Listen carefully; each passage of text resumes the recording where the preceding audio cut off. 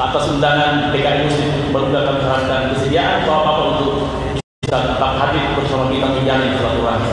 Demikian, billahi taufiq wal hidayah. Wassalamualaikum warahmatullahi wabarakatuh. Alhamdulillah, terima kasih kami aturkan pada ketua pelaksana dan seluruh jajarannya. Dan semoga budaya memberikan makan bukan hanya kali ini saja. Dan ternyata insya Allah doakan semoga Masjid Bukit Baruga bisa menjadi Masjid Nabila, Masjid Jurukarya dan yang lainnya. Ya, kalau hari ini baru ada, kalau haus datang ke masjid kami sudah siapkan kulkas dan air setiap hari. Mudah-mudahan nanti orang lapar datang ke masjid, orang haus datang ke masjid, punya utang datang ke masjid, cari jodoh datang juga ke masjid. Ya.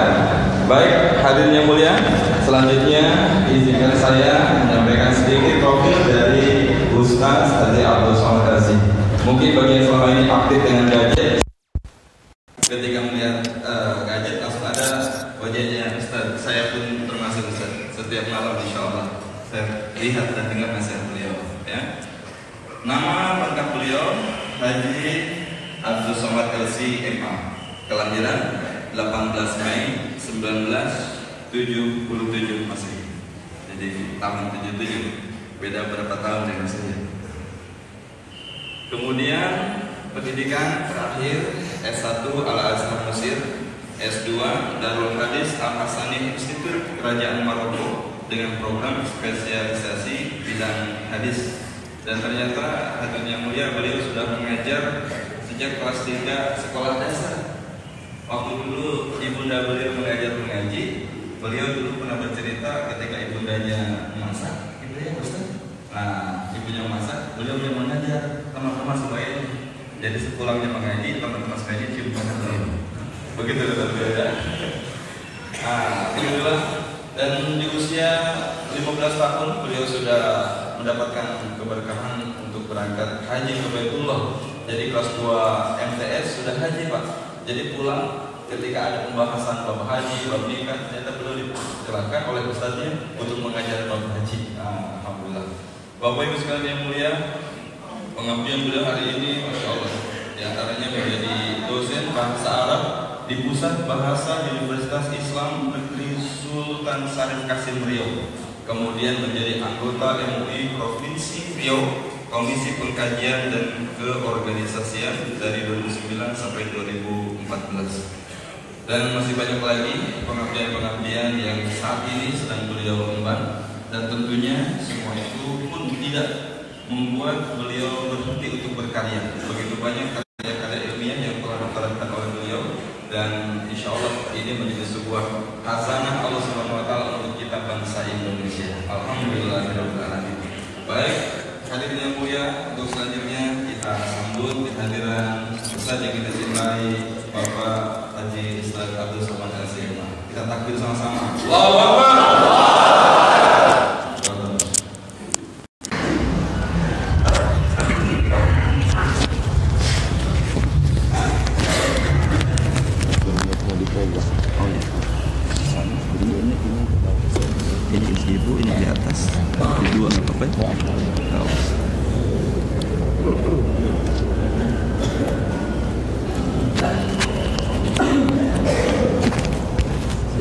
Bismillahirrahmanirrahim. Assalamualaikum warahmatullahi wabarakatuh.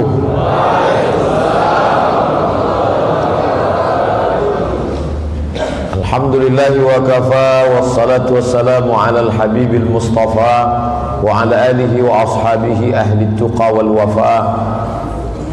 Subhanaka la ilma lana illa ma 'allamtana innaka antal alimul hakim.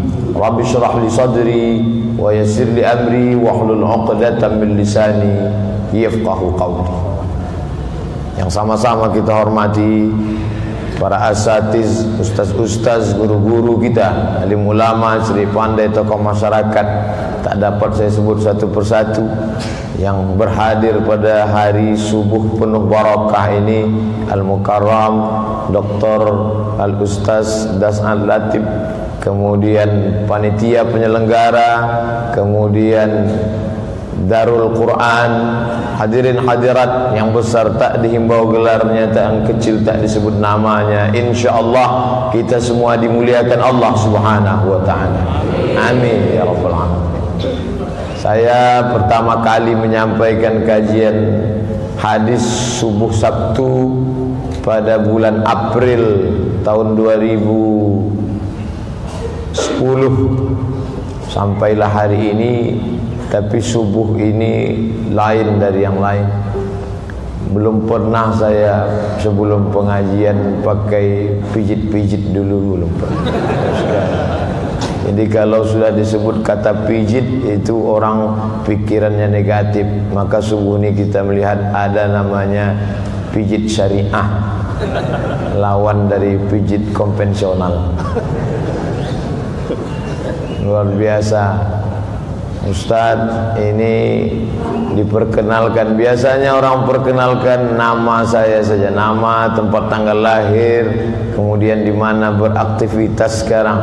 Tapi tadi sampai sedetil-detilnya. Saya pun tak tahu dari mana cerita itu dapat.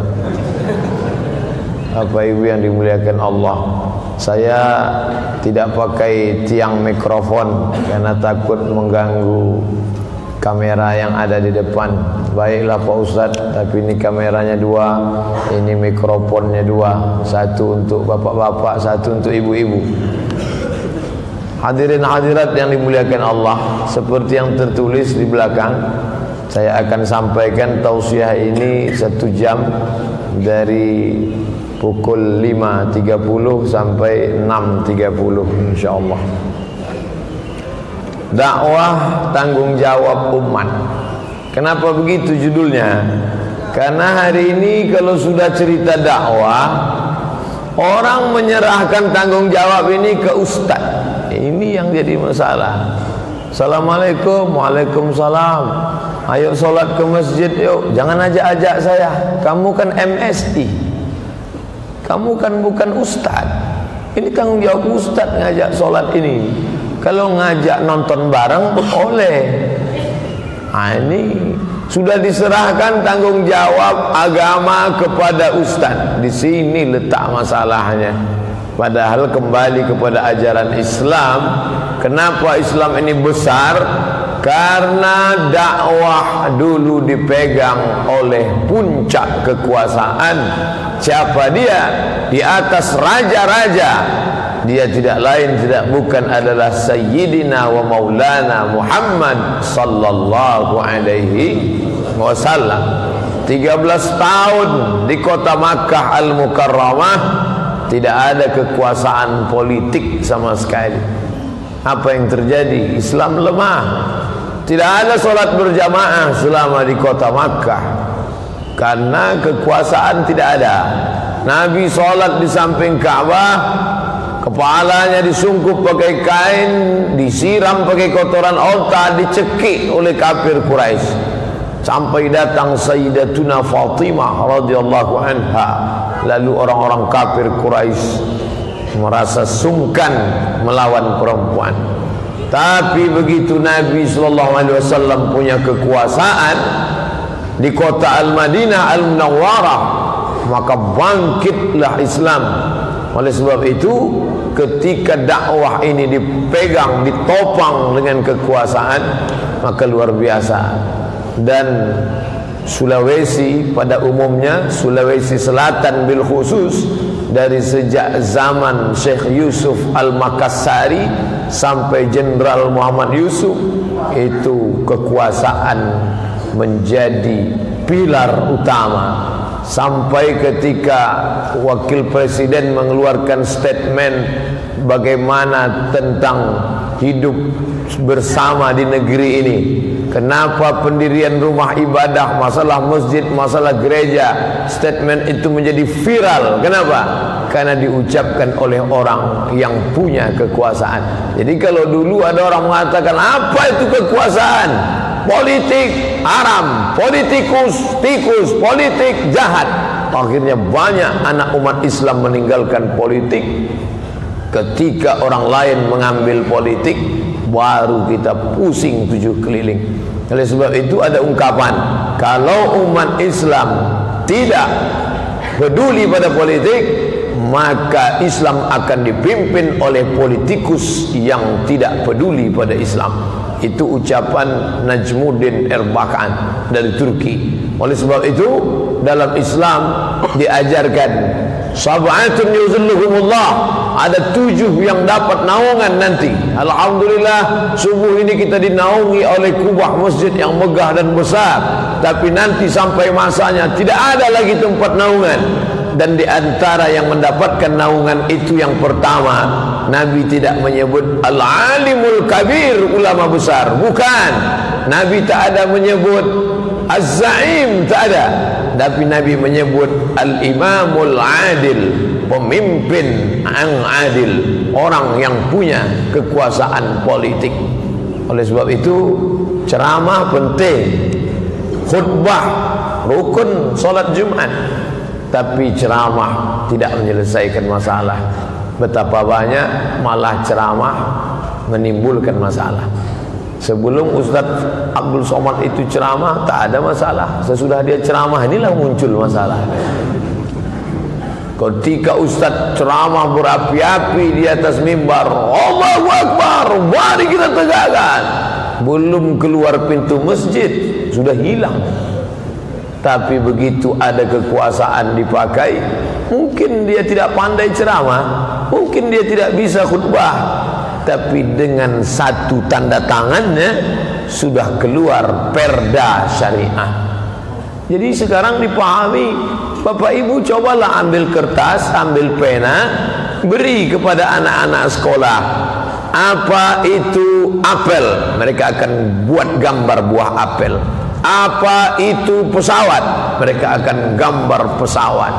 Apa itu anak-anak? Mereka akan gambar Upin dan Ipin. Apa itu dakwah? Mereka akan gambar mikrofon, mimbar, sorban, peci, ustaz.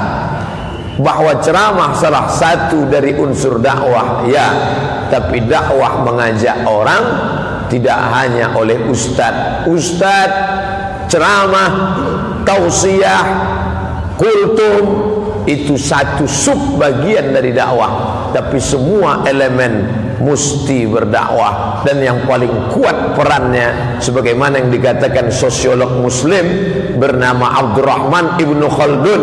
Kata Ibnu Khaldun, ar-ra'iyah ala dini mulukihim, rakyat itu mengikut agama penguasa mereka.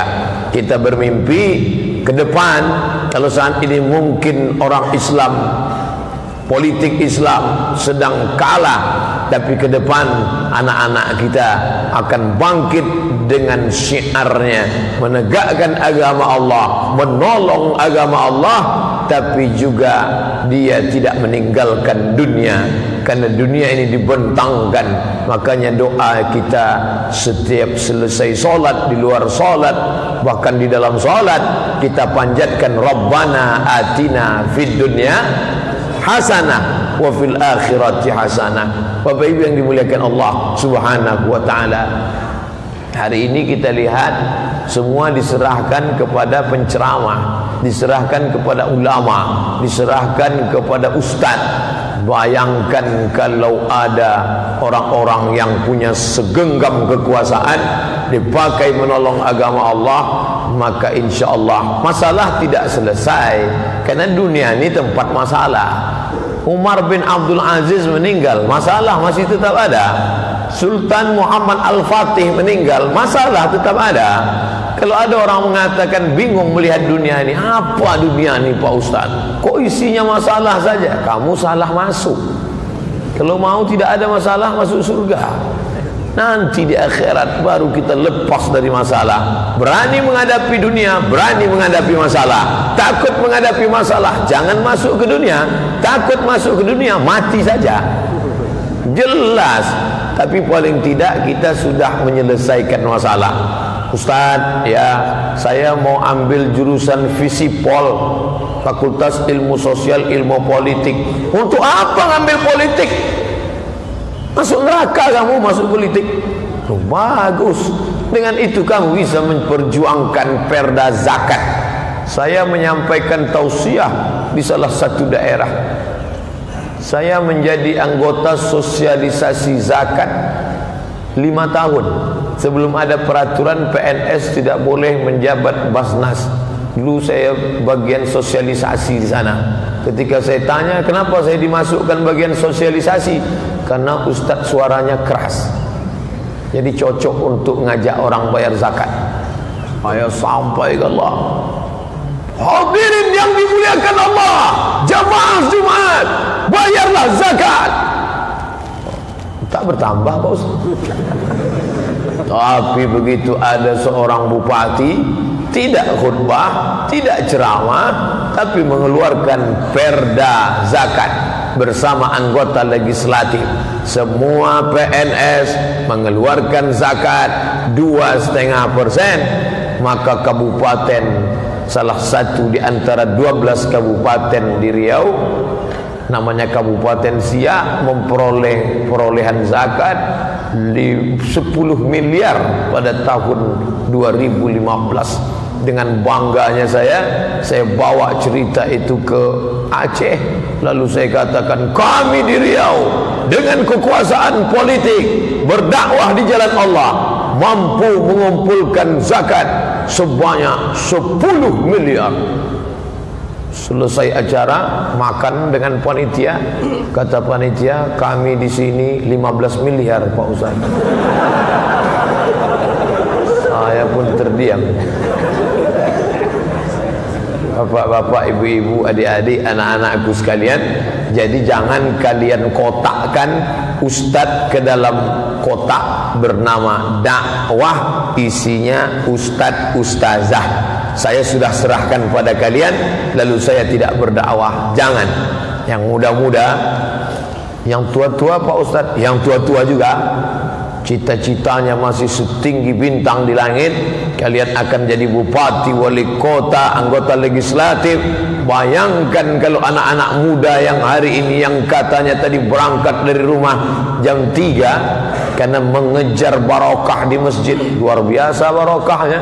Yang hutangnya ada akan terlunasi, yang belum menikah menemukan jodohnya di masjid, dan yang sudah menikah bisa menikah sekali lagi. Kalau istrinya meninggal, ibu-ibu mau marah aja di bawah. Apa maknanya? Bahwa anak-anak muda yang semangat luar biasa ini, mereka ke depan memegang tampuk kekuasaan Islam.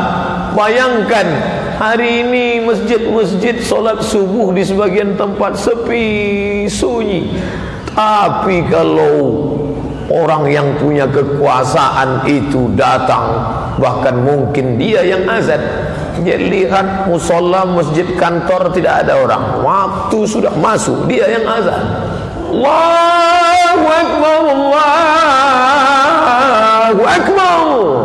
Semua pegawai sedang sibuk makan di ruang makan.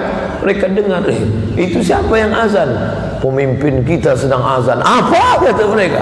Melompat mereka langsung. Apa maknanya? Begitulah ketika ada kekuasaan. Hari ini kenapa agama tidak dihormati? Yang azan orang yang suaranya sudah putus-putus. Padahal yang azan itu suara yang paling lantang, yang paling tinggi itu yang azan. Karena dalam hadis dikatakan ketika azan dikumandangkan, sampai setan-setan berlarian, wa alaiha duratun, sampai terkentut-kentut mendengar suara azan dikumandangkan. Mendengar takbir tadi, anak-anak muda Allahu Akbar, bergetar pokok-pokok kayu, berterbangan setan-setan hantu belau. Kenapa begitu? Karena teriakan yang luar biasa, Allahu Akbar, Allahu Akbar. Kata suara anjing melolong, melihat jin lari, setan kabur semua. Ini tidak, yang azan suara Allah. Kata setan, ini serius apa tidak? Kata, aku kalau serius aku lari, kata dia. Kalau cuma geladi kotor ya nggak usah lah. Makanya yang lantang, yang kuat. Nah ini ke depan. Nah, mengapa berani Umar bin Abdul Aziz menantang? Siapa yang bisa jalan kaki dari Son'a ke Darul Bayda. Darul Bayda, Darul artinya rumah, Darul Quran, rumah Quran. Tempat saya kuliah di Maroko, Darul Hadis, rumah hadis. Darul Bayda, Darul rumah, Bayda putih. Bahasa Arabnya Darul Bayda, rumah putih. Tulisan Latinnya Casablanca. Kaza rumah, Blanca blank, kosong, putih, tak ada warna. Casablanca, rumah putih, ibu kota kerajaan Maroko di Afrika Utara. Son'a, ibu kota Yaman di Asia. Kalau kita urut dari bawah, Yaman, naik ke atas Saudi Arabia, naik ke atas Jordania, menyeberang Laut Merah dari Teluk Akabah masuk ke Mesir, selesai Mesir ke Libya, dari Libya ke Tunisia, dari Tunisia Aljazair, dari Aljazair Maroko. 8 negara. Siapa yang sanggup jalan kaki di 8 negara, cari fakir miskin mustahik zakat, tidak akan ada. Menantang siapa dia? Sayyidina Umar bin Abdul Aziz dengan segenggam kekuasaan, bebas, zero kemiskinan. Hari ini apa yang terjadi? Jangankan 8 negara, 8 kabupaten saja, 8 kecamatan saja, bisa kita kumpulkan 8 truk fakir miskin. Apa maknanya? Segenggam kekuasaan dipakai untuk berdakwah, bukan dengan ceramah, tapi dengan perda syariah. Tidak bisa dengan perda, pergub, perbub, perwaku, peraturan-peraturan.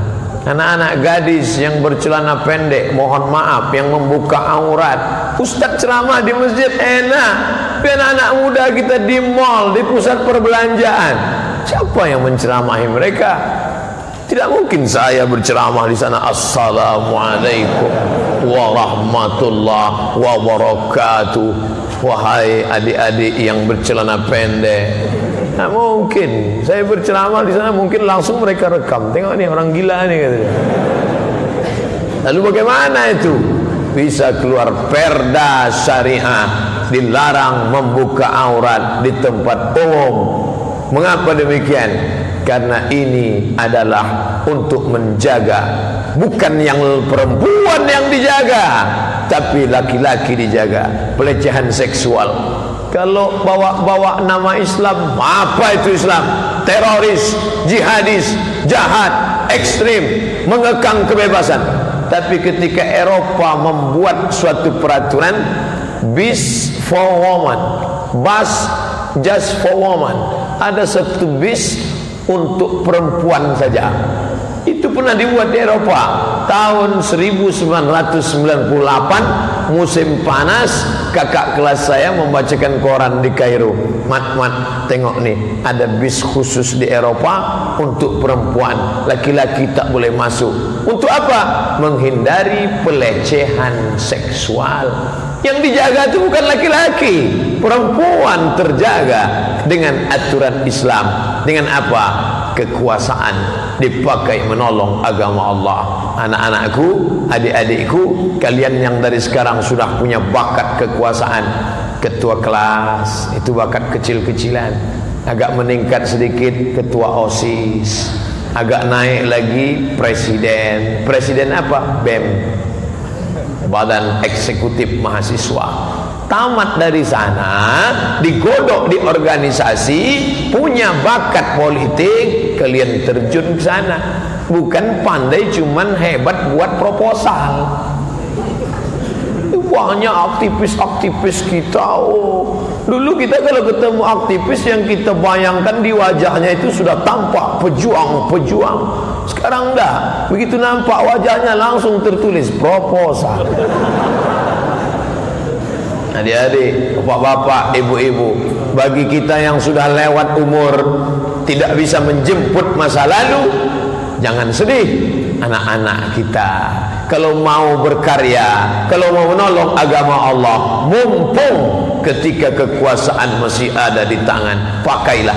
Ketika saya pulang dari Maroko tahun 2008, berceramah di salah satu masjid, selesai sholat, beberapa bapak mendekati saya, Ustaz Somad, apa yang bisa kita buat untuk menolong agama Allah? Tapi yang ngajak ini yang tangannya udah gemetar.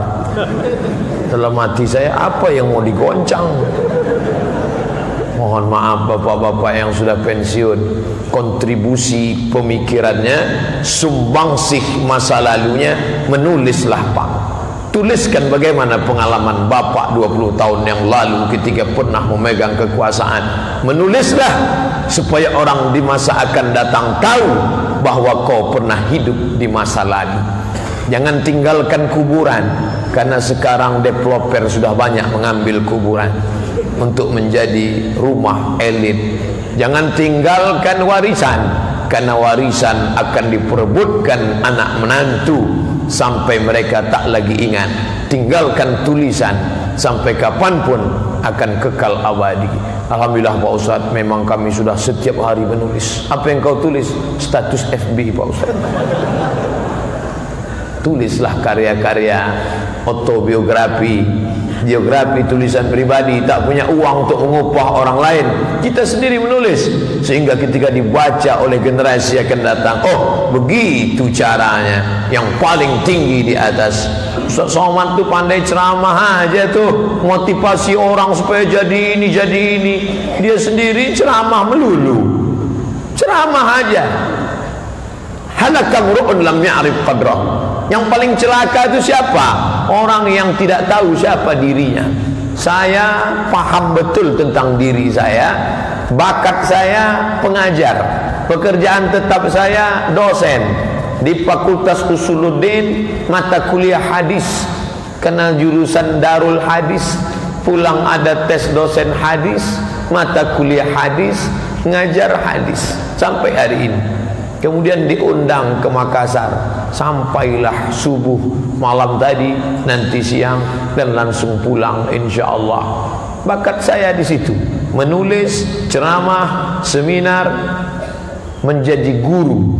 Biarkanlah saya menjadi guru, tapi ada orang-orang yang punya bakat lain, kita beri dia kesempatan, kita pilih. Makanya ketika kita mengambil paku, mencoblos foto, mencoblos gambar orang, di situ kita sedang memberikan kesaksian.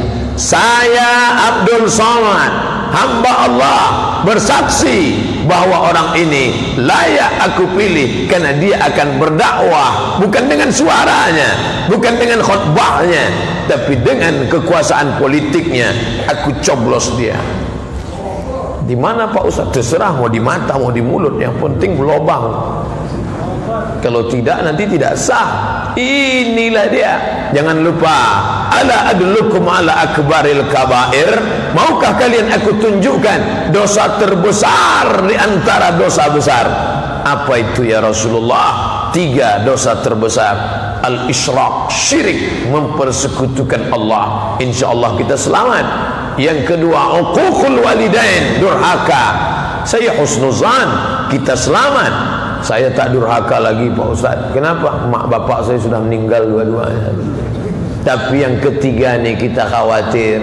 Apa dia? Syahadatus zur, kesaksian palsu. Kapan kita memberikan kesaksian palsu? Syekh Dr. Yusuf Al-Qaradawi dalam bukunya yang dicetak Darus Syuruh Beirut mengatakan, berjudul Min Fiqhid Daulah, fikih politik, kau sedang memberikan kesaksian palsu ketika kau memilih orang yang tidak layak memperjuangkan agama Allah. Ibu sudah milih? Sudah Pak Ustaz. Siapa yang dipilih? Ini orangnya. Kenapa itu yang dipilih? Gimana lah Pak Ustaz, setiap saya istikharah gambar dia terus yang kelihatan. Kenapa gambar dia yang kelihatan? Dia udah ngasih jilbab 3 Pak Ustaz, surat Yasin 2, jam dinding 1, semuanya ada gambarnya. Bapak Ibu yang dimuliakan Allah, pilihlah yang kira-kira membawa dakwah, karena tanggung jawab dakwah bukan pada ustadz alim ulama, tapi yang paling tinggi pada kekuasaan. Makanya ketika meninggal Sayyidina wa Maulana Muhammad sallallahu alaihi wasallam, langsung bermusyawarahlah Sayyidina Abu Bakar, Sayyidina Umar, Sayyidina Uthman di suatu tempat bernama Saqifah Bani Sa'idah, menghadap ke arah kiblat. Masjid Nabawi di kiri, di sebelah kanan ada kebun taman bunga. Sampai hari ini tidak dibangun hotel di sana untuk mengenang di sini tempat bermusyawarahnya Sayyidina Abu Bakar dan sahabat untuk mengangkat siapa pengganti Rasulullah sallallahu alaihi wasallam. Saqifah Bani Sa'idah. Alhamdulillah beberapa kali membawa jamaah haji umrah, belum pernah jamaah nanya di mana Saqifah Bani Sa'idah Ustaz, belum pernah. Selalu jamaah nanya di mana tempat beli ceret kuning Pak Ustaz. Salahkah jamaah? Tidak. Mengapa mereka berkumpul di Saqifah Bani Sa'idah? Karena pentingnya kekuasaan. Tapi jangan percaya kepada fitnah Syiah. Kata mereka, Abu Bakar dengan yang lain berkumpul di Saqifah Bani Sa'idah karena ingin merampas kekuasaan Sayyidina Ali. Dengan berurai air mata kata mereka, lihatlah betapa Abu Bakar, Umar dan sahabat yang lain mengkhianati. Kenapa mereka tinggalkan jenazah Nabi? Yang mendengar pula tidak mengerti. Kalau dia mengerti, mereka sudah bagi-bagi masalah politik. Kau selesaikan di Saqifah Bani Sa'idah, wahai Abu Bakar, Umar, Utsman dan sahabat. Masalah jenazah Rasulullah maka diurus oleh keluarga Ahlul Bait. Sayyidina Ali, Sayyidina Abbas, paman Nabi masih hidup waktu itu. Anaknya Abdullah bin Abbas, Fadl bin Abbas, Sayyidina Al-Hasan, Sayyidina Al-Husain. Itu yang mengurus jenazah. Yang paling layak ngurus jenazah saya, anak saya, menantu saya, cucu saya. Itu yang mengurus. Siapa mengurus jenazah Nabi? Ahlul Bait Nabi. Sayyidina Ali, menantu sekaligus sepupu. Abbas, paman Nabi. Fadl bin Abbas, saudara kandung Abdullah bin Abbas. Sayyidina Al-Hasan, Sayyidina Al-Husain, cucu Nabi. Sedangkan Abu Bakar dan Umar membahas siapa yang akan memegang tampuk kekuasaan setelah Nabi Muhammad sallallahu alaihi wasallam meninggal. Karena Islam akan tegak berdiri, dakwah akan tertolong dengan kekuasaan. Nah, kita yang tak punya kekuasaan, ya dengan apa yang kita mampu. Kami anak-anak muda ini nolong agama pakai apa Pak Ustaz? Kekuasaan belum punya. Mau ceramah tangan menggeletar. Assalamualaikum. Gimana Pak Ustaz? Ini kamera-kamera kan banyak. Kalian buat video pendek 1 menit, ambil kamera. Pas bangun tidur tadi, langsung buka. Alhamdulillahillazi ahyana ba'da ma amatana wa ilaihin nusyur. Hai saudaraku, kau mau kemana subuh ini? Ngaji yuk. Langsung upload. Kawan-kawan nonton. Iya juga ya, kata dia. Doanya dapat, dakwahnya dapat, videonya dapat. Masalah mukanya belum dicuci, itu belakangan. Alhamdulillah Pak Ustaz, saya sering itu ceramah Ustaz di masjid, yang dengar 100 orang, tapi yang masuk ke telinganya 50, yang sampai ke rumah 25, yang berani menyampaikan ke istrinya 10, yang istrinya mau dengar tinggal 5. Tapi ketika anak-anak muda buat video pendek, gantengnya luar biasa. Hadis yang disampaikan Ustaz Abdul Somad, qala Rasulullah sallallahu alaihi wasallam, Rasulullah bersabda, masukkanlah telunjukmu ke dalam lautan, falyanzur bima yarji, setelah itu naikkanlah ke atas. Apa yang menempel 1 tetes itulah dunia, samudra yang luas itulah akhirat. Biasa-biasa aja, tak ada yang luar biasa. Tapi yang membuat videonya anak muda dari Makassar menjadi luar biasa. Dia bawa HP-nya, pergi dia ke Pantai Losari, lalu dia celupkan telunjuknya, sambil dia buat video. Saudaraku, kau lihat apa yang ada, setetes inilah dunia, sedangkan akhirat kau pandang samudera yang luas. Apa yang sudah kau dapat? Andai dapat setetes, kau jangan sombong, karena hanya setetes. Andai tak dapat, kau jangan kecewa. Yang tak dapat pun cuman setetes. Viralkan langsung. Bagi yang suka, tolong like and share. Amin, amin, amin, amin, amin. Simple, sederhana. Jangan berpikir kalau saya mau buat video pendek, siapa yang akan nyuting, di studio mana, tim make upnya gimana, pakaiannya gimana. Biasa aja bro, nggak perlu terlalu resmi. Malah kalau resmi itu ribet, sulit kita. Saya ceramah di tengah masyarakat Makassar, merasa sedang ngobrol bicara saja. Kalau Allah resmi-resmi kan susah itu. Assalamualaikum warahmatullahi wabarakatuh. Payah itu. Oleh sebab itu kalau saya diminta, Ustaz Somad bisa datang ke kampus kami. Acara apa? Acara pembekalan dai public speaking. Bagaimana teknik ngomong? Oh, saya nggak bisa, karena ngomong saya tak pakai teknik, asal keluar aja. Bapak Ibu yang dimuliakan Allah Subhanahu wa taala, simple, sederhana. Nih, yang di masjid ini ramai. Lalu orang mengatakan, siapa yang berdakwah? Yang berdakwah itu Abdul Somad. Bukan. Abdul Somad itu ceramah. Orang tidak menyangka siapa yang berdakwah. Yang berdakwah, yang mengajak kemari, yang ngajak pakai, yang setelah datang, bukan ngajak dia. Abdul Somad setelah orang datang baru dia ceramah. Yang ngajak ke sini siapa?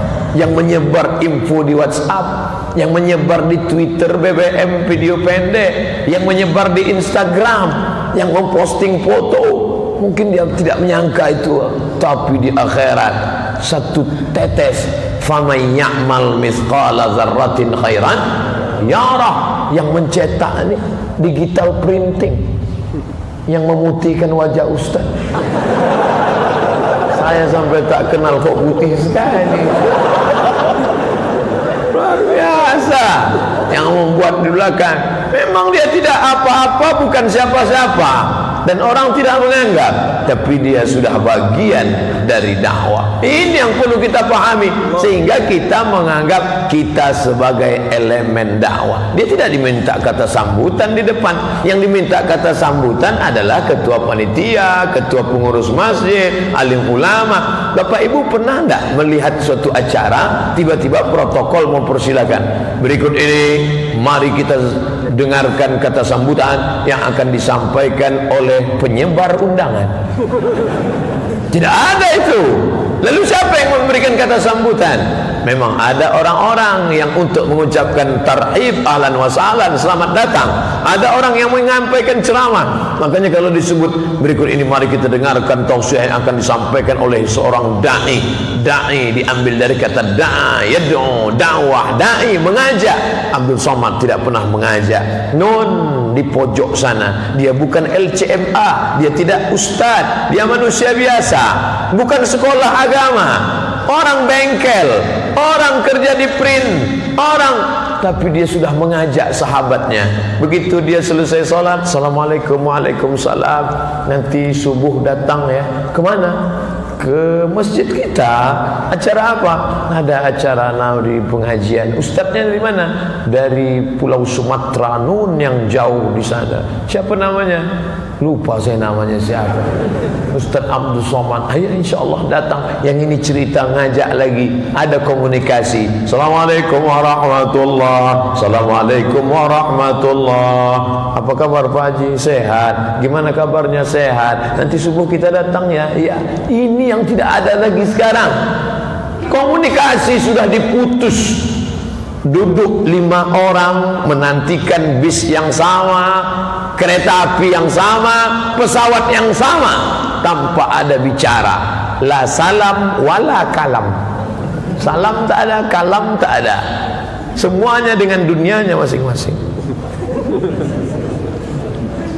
Kita diajarkan peduli pada orang. Idza atisa, kalau ada temanmu yang bersin, apa yang kita lakukan? Fahamidallah, dia mengucapkan alhamdulillah. Fashammithu, ucapkan yarhamukallah. Artinya apa? Orang bersin di samping kita, kita ada respon. Yarhamukallah. Bapak dari mana? Dari Sulawesi Selatan. Di mana? Di Makassar. Makassarnya di mana? Dekat dari Mesir. Oh, kenal dengan Bapak Anu? Ya kenal. Bapak saya sama bapak dia ada hubungan apa? Masih bapak-bapak. Masih ada keluarga, masih kenalan. Alhamdulillah. Gimana kabarnya? Kemarin waktu pengajian Ustaz Samad ada. Ada. Waktu kajian Ustaz Hidayat ada. Waktu kajian Ustaz Zaitun Rasmin ada. Alhamdulillah tersambung silaturahim. Hari ini orang bawaannya curiga. Begitu ada orang datang mau menegur, Assalamualaikum Pak, apa kabar? Jangan-jangan hipnotis nih. Sudah rusak hubungan. Jangankan bersin sekarang, pingsan pun kawan di sebelah bukan ditolong. Pingsan kawan di sebelah langsung diambil dia foto. Ada orang pingsan di sebelah saya. Bagi yang kasihan tolong like and share. Amin, amin, amin. Ini komunikasi yang sudah memutus dakwah. Tapi agama ini unik luar biasa. Yuriduna ayutfi'u nurallah. Mereka mau padamkan agama Allah. Dia munculkan YouTube, www.youtube.com. Dia mau hancurkan agama ini dengan YouTube. Malah di YouTube yang muncul ustaz yang ditonton oleh jamaah. Dia buatkan Yahoo, dia buatkan Instagram. Dia sangka bisa mempengaruhi anak muda. Dia katakan akan merusak otak anak muda. Malah anak-anak muda muncul. Janji Allah Subhanahu wa taala akan ada sekelompok orang di akhir zaman qaimun, akan tetap tegak memperjuangkan agama Allah. La yahzunuhum man khadzalahum. Tidak akan membuat mereka surut, tak akan menghilangkan, menyedihkan, membuat mereka gundah gulana siapa saja yang menghinakan mereka. Kenapa? Karena mereka tetap berkeyakinan agama ini akan tegak. Mudah-mudahan kita, anak cucu kita termasuk dalam golongan itu insyaallah. Amin ya rabbal alamin. Pak Ustaz, bapak-bapak yang punya kekuasaan, gubernur, bupati, presiden, wakil presiden, tentara, enaklah mereka punya kuasa ya. Anak-anak muda bisa buat video ya. Kami yang ibu-ibu gimana Pak Ustaz? Kami ibu-ibu mau buat video paket habis. Mau mencalon tidak punya kekuasaan. Gimana Pak Ustaz? Ibu jangan berkecil hati. Singkat, pendek, tapi padat perannya. Anaknya sebelum berangkat sekolah, nak, kalau mau berangkat sekolah langkahkan kaki kanan dari rumah ya. Jangan lupa baca doa Bismillahi tawakkaltu 'alallah la haula wala quwata illa billah. Sampai di jalan nanti tegur sapa kawan ya nak. Kalau ketemu sama teman-teman senyum ya nak. Karena Nabi kita mengajarkan tabassumika fi wajhi akhika sadaqah. Senyummu ke wajah saudaramu sedekah. Hai anakku, nanti kalau kau punya uang jajan berbagi ya nak. Kalau bisa kau bagi sama orang lain. Jangan kamu mau makanan orang lain saja. Tabassumika, senyummu. Likulli sulama minkum sodakohna. Setiap tulang sendi ini harus ada sodakohnya nak. Menolong orang mengangkatkan bahan barangnya sodakohna. Memijat pundaknya sodakohna. Tapi sesama laki-laki, jangan yang perempuan kau pijat juga nak. Maka saat itu ibu sudah menjadi seorang da'i, mengajak dakwah, tanggung jawab umat. Pulang si anak, nanti kalau kau tidur malam, dulu ibu-ibu pesan ke anaknya, sebelum tidur malam cuci tangan, cuci kaki, makan obat cacing. Sekarang pesan agama, sebelum tidur kamu wudhu dulu. Idza kuntum ila shalah faghsilu wujuhakum, basuh muka, wa aydiyakum ilal marafiq, tangan sampai siku, wamsahu bi ru'usikum, kepala sampai telinga, wa arjulakum ilal ka'bain, kaki sampai mata kaki. Setelah kau bersih jangan lupa doa, Allahumma ij'alni minat tawwabin waj'alni minal mutatahhirin waj'alni min ibadikas salihin. Selesai itu jangan lupa kau salat duha. Salat duha kan pagi mah. Oh iya mama salah. Kau salat witir. Salat witir kok sebelum tidur. Katanya witir kan setelah tengah malam. Abu Hurairah berpesan Nabi kepadanya, Ausani khalili, khalili orang yang aku cintai berpesan kepadaku supaya aku jangan sampai meninggalkan witir sebelum tidur malam. Kalau kau mau witir di awal malam, baik, nanti malam tinggal tahajud saja, nggak usah pakai witir lagi. Tapi kalau kau belum witir sebelum, maka nanti malam kau tahajud ditutup dengan witir. Ibu tidak punya jamaah banyak. Alhamdulillah Pak Ustadz, saya ini ustazah. Jamaahnya berapa? 1 orang. Siapa? Anak saya yang tunggal semata wayang. Adakah pahala saya Pak Ustadz? Ayyahdiyallahu bika rajulan wahidan. 1 orang dapat hidayah karena mulutmu, 1 orang bisa istiqamah karena lidahmu. Khairum min humurin na'am, lebih baik daripada kau memiliki seekor unta yang merah. 1 anaknya tapi jadi orang. 5 Pak Ustadz, terus jadi hantu, jadi setan. Nauzubillah. Gara-gara peran apa? Peran ibu luar biasa.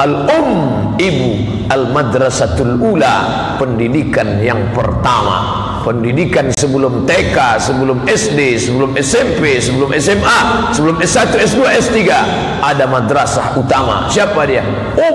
Ibu. Kalau kita ketemu anak-anak di tepi jalan, rambutnya pirang tapi hidungnya pesek, berarti rambutnya kena cat, kukunya merah, lipstiknya tebal, maka saat itu siapa yang dia tiru? Ada guru yang digugu dan ditiru. Kalau bukan ibunya, siapa lagi? Karena dia lihat di rumah ibunya luar biasa, mau pergi undangan, sebelah kanan hijau, sebelah kiri biru, sampai semua yang ada di situ senyum. Orang senyum, dia pun senyum. Yang disenyumkan orang dia. Oleh sebab itu ini penting supaya kita pahami dakwah ini. Jangan kita serahkan pada ustaz. Ngajak sholat, tanggung jawab semua. Ngajak ikut pengajian, tanggung jawab semua. Tapi menjawab pertanyaan masalah agama, ini kapasitas ustaz kita, doktor kita, alumni Al-Azhar Mesir kita, saudara-saudara kita di ICAT, Ikatan Cendekiawan Alumni Timur Tengah. Oh, ustaz menyepelekan yang lokal.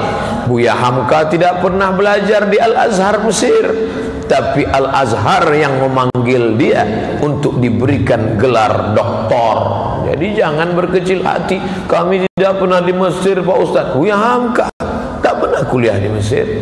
Al-Azhar memanggil Buya Hamka, diberi gelar doktor. Saya sakit hati sama Buya Hamka. 4 tahun saya di Mesir, cuman dikasih LC. Lagi cemas. Tapi Buya Hamka tidak pernah. Dia menulis tafsir Al-Azhar. Jangan menyepelekan orang dari mana dia belajar. Allah Ta'ala berikan wattaqullah, kalau kau takut kepada Allah, wa yu'allimukumullah, Allah mengajarkan kau ilmu. Jangan lupa ada ilmu yang diajarkan Allah, tapi kau tetap belajar. Jangan baru 2 kali ikut pengajian tak mau belajar. Kalau Allah mau memberi, tak perlu kita mengaji. Dapat dari mana? Pejamkan saja mata, terus gelaplah. Belajar. Imam Syafi'i yang hebat saja belajar, mengajak orang, ngajak teman-teman. Teman yang diajak jangan menjudge orang. Ayo sholat yuk friend, ayo sholat yuk bro. Ngapain nanti ngajak taubat aja baru kemarin sore, baru ikut di grup 2-3 kali dapat hadis, sudah mau ngajar saya.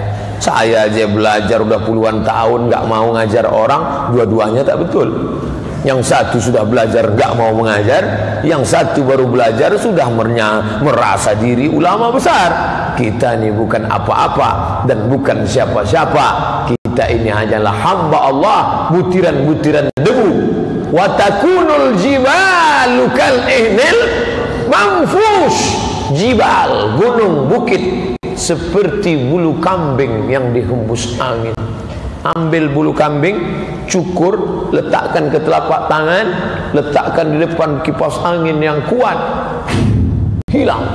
Begitulah Gunung Bromo, Gunung Kidul, termasuk Bukit Baruga. Ustaz nanti subuh ceramah di Bukit Baruga. Saya tadi mana bukitnya tak nampak. Setelah terang pun tak nampak. Rupanya memang kita di atas bukit sekarang, setinggi dengan pokok kelapa. Luar biasa. Anak-anak muda, kalian harapan bangsa. Kami yang tua-tua nih, saya sebetulnya tidak mau ngaku tua, tapi karena sudah disebutkan tanggal lahir tadi 77, jadi orang sudah tahu tua. Tadi maunya ngakunya anak muda. Bapak Ibu yang dimuliakan Allah Subhanahu wa taala, dakwah ini tanggung jawab kita bersama. Yang punya kekuasaan, tolong agama ini dengan kuasanya. Ustadz ngajak orang sholat, ayo sholat, mari sholat. Polisi nggak ngajak orang sholat, cukup dia yang sholat pakai seragam. Allahu Akbar. Ibu-ibu yang nengok bawa anak, apa kata dia? Nah, tengok, Pak polisi aja sholat, kok kamu nggak sholat? Ayo sholat, nanti tangkap polisi. Iya. Tak perlu dia ngajak, cukup sholat dengan dirinya. Tentara sholat di masjid pakai seragam. Allahu Akbar. Orang yang melihat berpikir, Masya Allah, dia aja yang udah tentara sholat, masa saya baru jadi hansip udah nggak sholat? Mohon maaf Pak Hansip. Tokoh tentara hijau yang paling saya kagumi dari saya kecil, dari Sulawesi Selatan. Akhir hayatnya membangun masjid yang besar, luar biasa. Foto-fotonya saya simpan, koleksi saya, Jenderal Yusuf. Saya pegang bagaimana masa muda, cerita tentang bagaimana dia mengusir orang bercelana pendek. Entah riwayatnya dhaif hasan atau maudhu, sahih tak sahih saya tak tahu, tapi cerita itu kami dengar dari guru-guru kami masa kecil. Bangkit semangat kami. Ini orang dulu gemetar orang melihatnya. Kenapa? Karena komitmen Islam. Dan nampak kalau cerita itu bohong, kalau cerita itu hanya isapan jempol, Allah mau tunjukkan. Kalian yang tak percaya, di akhir hayatnya apa yang dia tinggalkan? Yang tinggal masjid besar. Luar biasa.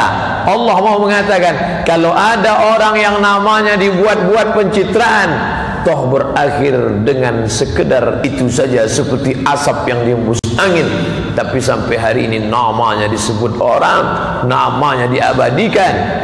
Maka harimau mati meninggalkan belang, gajah mati meninggalkan gading, manusia mati meninggalkan nama baik atau nama buruk. Fir'aun sampai hari ini dikenang orang, tapi sampai hari ini belum pernah saya ketemu nama orang. Kenalan Pak, nama kamu siapa? Fir'aun. Belum ada. Maka buatlah catatan-catatan yang baik. Qarun kaya, semua orang tahu Qarun. Siapa yang tak kenal? Andai ada orang di Makassar menggali tanah, ketika tanah digali ditemukan periuk emas, orang akan berkata, apa kata orang? Ini harta Qarun. Padahal Qarun matinya di Mesir, bisa periuknya ke Makassar. Semua orang mengakui kekayaan dia, harta Qarun. Tapi sampai hari ini kita belum pernah ketemu ada perusahaan, ada ikatan, ada orang yang mau memakai nama dia. Komunitas Bisnis Internasional Qarun Corporation. Tidak ada. Kenapa? Karena nama sudah terlanjur tidak baik. Tenggelam dia beserta kunci-kuncinya, beserta rumahnya di danau yang besar bernama Buhairah Qarun, Danau Qarun. Mahasiswa-mahasiswa diajak jalan-jalan ke sana untuk melihat bagaimana orang kaya itu tenggelam. Makanya siapa yang kaya, tolong agama ini, tegakkan dakwah ini dengan apa? Dakwah tanggung jawab umat, yang penguasa dengan kekuasaannya, yang ulama dengan ilmunya, yang pandai bersyair, buat syair-syair indah. Buya Hamka dengan tafsir Al-Azhar masih ada sekarang, tapi Buya Hamka tidak hanya dengan Azhar. Tenggelamnya kapal Panderwijk, bagaimana sedihnya Zainuddin mendapatkan Hayati. Sampai hari ini menetes air mata kita menontonnya. Apa kata orang? Ustadz Somad, ketika kami baca buku tenggelam kapalnya Panderwijk, bergoncang kapal itu seolah-olah kami sedang berada dalam kapal itu. Begitu novel itu kami tutup, baru kami tersadar rupanya kami sedang dalam angkot Pak Ustaz. Apa maknanya? Dia tidak berdakwah dengan ceramahnya, tapi dengan tulisannya, karya-karyanya. Anak-anak mudaku yang kau pandai menulis, saya dapat inspirasi kalau berada di tepi pantai Pak Ustaz. Menulis di sana tepi pantai. Bagaimana indahnya tulisan. Saya tak pandai menulis Pak Ustaz, tapi duit saya banyak untuk menolong agama Allah. Tolong masjid kokoh tegak berdiri. Saya senang dengan masjid ini karena tiang di tengah tidak ada, sehingga bisa lapang berceramah. Yang dari depan nampak ke belakang, belakang nampak ke depan, dan sab tidak putus. Nih, kalau masjid terlalu banyak tiang, itu ceramah tidak sampai, tersangkut di tiang-tiang itu semua. Lapang, senang, pelang. Masjid yang lapang memerlukan kubah yang besar. Kubah yang besar harganya mahal. Siapa yang bisa membangun masjid megah 2 tingkat? Saya tadi sampai, gimana nih kok nggak ada bapak-bapak, perempuan semua jamaahnya. Rupanya di atas, naik ke atas. Masjid besar, megah, mewah. Siapa yang mewakafkan tanahnya dulu? Siapa yang memberikan semennya? Itu yang akan menolong di hadapan Allah Subhanahu wa ta'ala. Dunia ini sementara, saudaraku, bukan lama. Berjalan, tegak, duduk, makan, minum, mati. Orang dulu mati ditanya, kenapa datuk kami mati? Diterkam harimau di hutan. Kenapa dia mati? Dia mancing, dia sangka ikan, rupanya buaya. Kenapa dia mati? Dia kecelakaan lalu lintas. Dulu orang mati karena kecelakaan, orang sekarang enggak. Kenapa dia mati? Terlalu banyak makan kongro. Kenapa dia mati? Terlalu banyak minum teh manis, diabetes meletus. Kenapa dia mati? Terlalu banyak ini, kolesterol. Tapi hari ini makanan yang dulu menjadi kebanggaan malah menjadi ketakutan. Orang takut. Batuk, mati. Minum kopi, mati. Minum kopi kok bisa mati? Kopi Mirna dia minum, mati. Masalah kau mati dengan cara apa, itu bukan urusanmu, itu urusan Allah Subhanahu wa ta'ala. Tapi yang penting adalah kau mati bawa apa. Itu yang penting. Harta yang banyak disimpan sampai masanya tinggal dibagikan kepada ahli waris. Hari pertama mereka sedih, galau, teringat orang tua masuk liang lahat. Tapi kemudian setelah itu mereka pulang ke rumah, mereka tonton TV. Mulai mereka lupa, mereka hidupkan TV. 1-2 tawa mulai keluar. Habis. Seminggu, sepekan, sebulan, 2 bulan, mereka mulai buka laci. Apa mereka cari? STNK dan BPKB. Jadi mereka bawa kantor Samsat. Mereka ganti nama. Pak polisi bertanya, kenapa diganti nama? Karena dia sudah mati dimakan cacing tanah. Kenapa diganti nama? Karena Pak polisi tidak mau menangkap almarhum. Habis. Lalu apa yang akan kita bawa menghadap Allah Subhanahu wa ta'ala? Perenungan sejenak. Mari kita pahami tema ini luar biasa. Apa maknanya? Menolong agama Allah, dakwah, tanggung jawab umat, dan kita adalah bagian dari umat. Dimulai 5:30, selesai sampai 5:30, 6:30, pas 60 menit. Terima kasih segala perhatian. Mohon maaf segala kesilapan. Subhanakallahumma wa bihamdika asyhadu an la ilaha illa anta astaghfiruka wa atubu ilaik. Wassalamualaikum warahmatullahi wabarakatuh. Saya ikut aja. Anak ngikut aja. Lanjut. Alhamdulillah, jangan dulu berada Pak, silakan dulu lagi. Silakan dulu lagi. Alhamdulillah. Nah, sebelum dilanjutkan, tadi saya berbicara beliau dan beliau merestui. Insya Allah kita lanjut lagi dengan sesi tanya jawab. Nah, silakan dulu lagi Pak. Alhamdulillah. Baik. Hadirin yang mulia, insya Allah silakan duduk lagi. Ada 2-3 pertanyaan yang sudah masuk.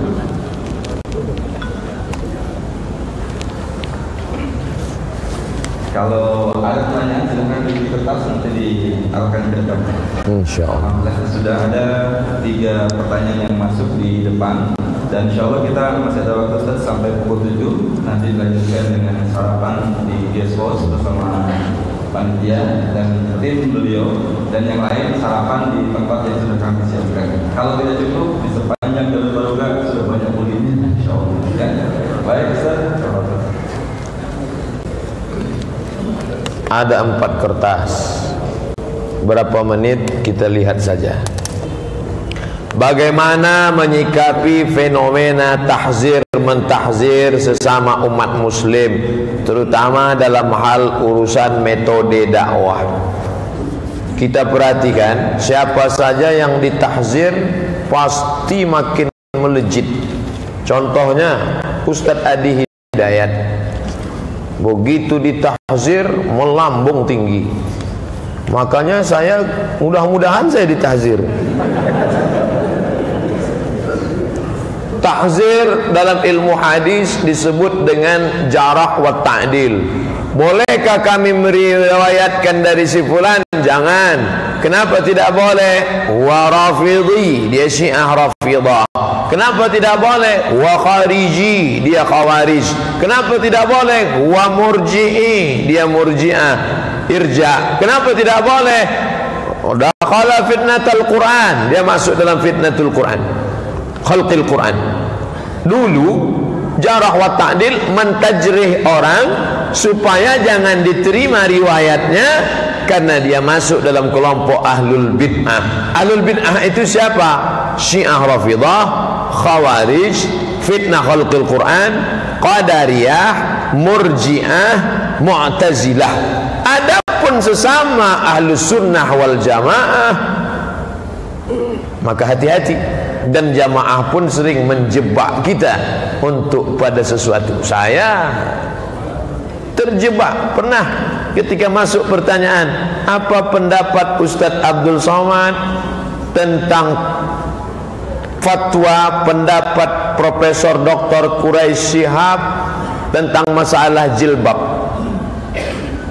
Saya paham ini mau menjebak saya untuk mentahzir Profesor Quraisy Shihab. Siapa saya mentahzir orang? Maka saya katakan ini orang profesor, dapat doktor dari Al-Azhar Mesir, jauh sebelum kami sampai ke Mesir.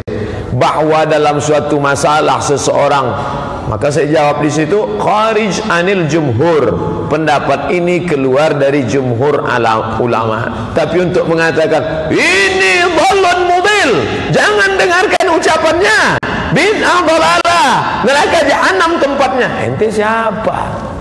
Emang surga punya bapak ente? Oleh sebab itu maka masalah tahzir mentahzir ini ada kaedahnya, ada kawaidnya, ada bawabitnya. Main bola aja ada rule of the game-nya kok. Maka jangan sembarangan. Ketika ada aturan dibuat oleh statutanya yang membuatnya FIFA, maka dalam hal agama juga ada. Dia betul-betul sudah keluar dari ahlus sunnah wal jamaah, menyimpang, sesat, maka ulama mengatakan jangan ikut orang ini karena dhalun mudil. Tapi berbeda hanya masalah khilafiyah, maka tak layak kita mentahzir orang. Menyebarkan foto, menghadiri taklim di medsos, apakah termasuk riya Pak Ustaz? Tarkul amal li ajlin nas riya, wal amal li ajlihim syirk. Begitu kata Imam Fudail bin Iyad yang dikutip oleh Syekh Imam Muhammad Imam Al-Ghazali dalam kitab Ihya Ulumuddin. Tarkul amal li ajlin nas riya, tidak jadi beramal karena takut dipuji orang, riya. Wal amal li ajlihim syirik, beramal agar ingin dipuji orang, syirik.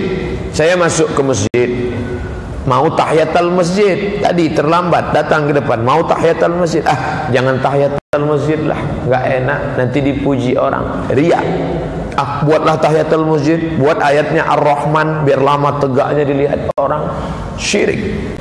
Dalam masalah ini dia foto, alhamdulillah sudah sampai ke majelis pengajian, bisa mengandung dua. Pertama, dia ingin mengajak, ayo hadiri pengajian ini. Atau ada orang yang kesal, kenapa saya tak datang? Kalau gitu saya cari video rekamannya. Bisa juga dia menjadi menyombongkan diri. Maka luruskan niat, tetap sebarkan syiar dakwah. Tapi saya pribadi menganjurkan tidak foto kita ini, tapi iklan-iklannya, foto iklan ini sebarkan sebanyak-banyaknya iklan. Kalaupun foto bergambar bersama-sama, beramai-ramai. Adapun yang riya itu adalah alhamdulillah pagi ini sudah tasbih 1000 kali. Bagi yang suka